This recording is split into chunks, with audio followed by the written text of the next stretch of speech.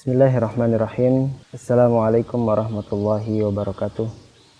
Alhamdulillah wassalatu wassalamu ala rasulillah wa ala alihi wa sahbihi wa man wala. La hawla wa la quwata illa billah. Amma ba'd. Para pemirsa Asmaul Husna TV rahimani wa rahimakumullah. Insyaallah di kesempatan video kita kali ini, insyaallah kita akan membahas salah satu dari nama-nama Allah Subhanahu wa Ta'ala yang maha indah, yaitu namanya Ar-Rabb.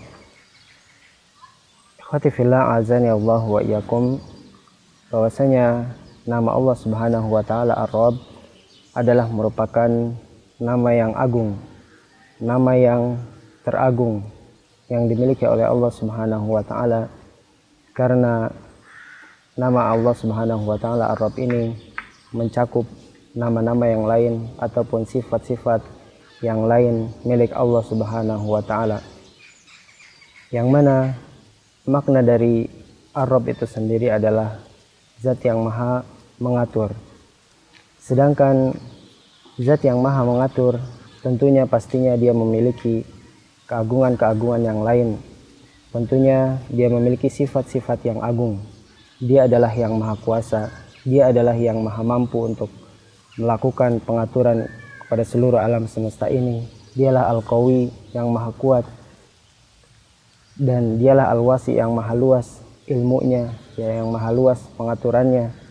Maka Allah Subhanahu wa Ta'ala Ar-Rabb adalah nama yang sangat agung yang dimiliki oleh Allah Subhanahu wa Ta'ala. Adapun secara makna, maka kata-kata Rabb di dalam bahasa Arab memiliki beberapa arti. Di antaranya adalah seperti As-Sayyid.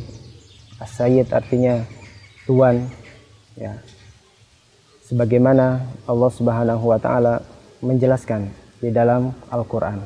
Dalam surat Yusuf, Allah Subhanahu wa Ta'ala mengisahkan tentang Nabi Yusuf ketika Nabi Yusuf mengatakan kepada dua orang yang berada di dalam penjara bersamanya, wa qala lil ladzina dhanna annahu najin minhuma udhkurni 'inda rabbik.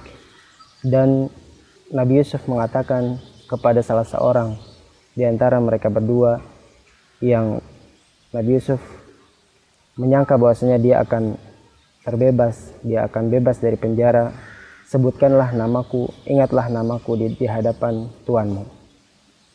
Maka di sini Allah Subhanahu wa Ta'ala menggunakan istilah Rabb, yaitu Sayyid, yaitu tuannya. Dan juga di antara makna yang lain dari Rabb adalah pemilik, sebagaimana dikisahkan tentang Abdul Muttalib ketika pasukan bergajah mendatangi kota Mekah untuk menghancurkan Ka'bah. Kemudian pasukan tersebut menemui unta-unta di tengah jalan, unta-unta di tengah padang pasir. Kemudian Abdul Muttalib mengatakan kepada pasukan bergajah, "Ana Rabbul Ibil, saya adalah pemiliknya unta-unta ini.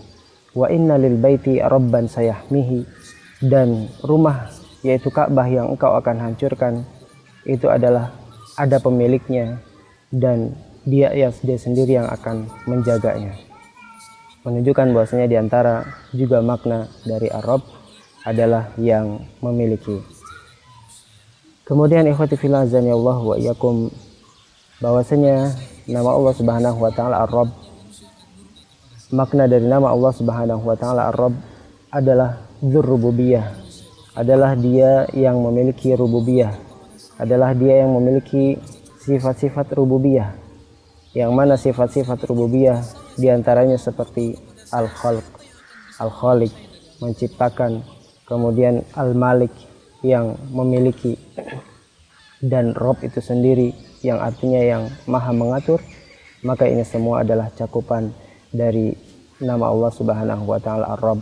Dan nama Allah Subhanahu wa Ta'ala Ar-Rabb, sekali lagi, ini adalah nama yang agung, karena di antara pembagian dari tauhid yang dijelaskan oleh para ulama adalah tauhidur rububiyah, adalah tauhid kita meyakini bahwasanya Allah Subhanahu wa Ta'ala sebagai Ar-Rabb, sebagai yang maha pengatur, sebagai yang mengatur alam semesta ini.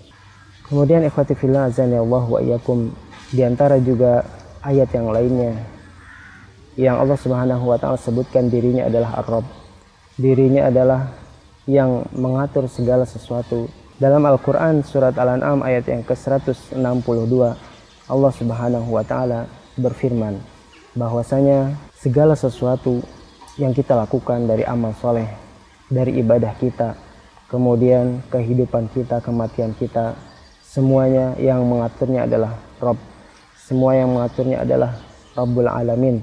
Maka kita jadikan semuanya, ibadah kita, sholat kita, kemudian ibadah-ibadah kita yang lainnya, sesembelihan kita, hidup kita dan mati kita, kita jadikan untuk Allah Subhanahu wa Ta'ala, Rabb semesta alam.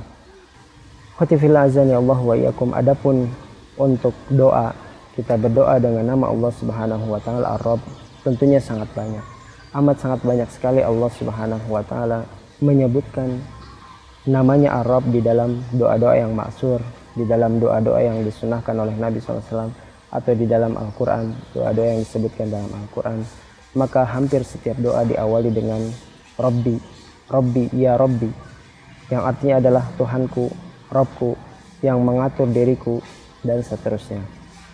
Menunjukkan bahwasanya nama Allah Subhanahu wa Ta'ala Ar-Rabb ini adalah nama yang agung, nama yang sangat agung yang dimiliki oleh Allah Subhanahu wa Ta'ala. Bahkan diantara para ulama menyebutkan bahwasanya nama Allah Subhanahu wa Ta'ala Ar-Rabb ini adalah Ismul A'zam, adalah nama yang paling agung, yang maknanya adalah apabila Allah Subhanahu wa Ta'ala diminta dengan nama ini, pastinya Dia akan memberikan.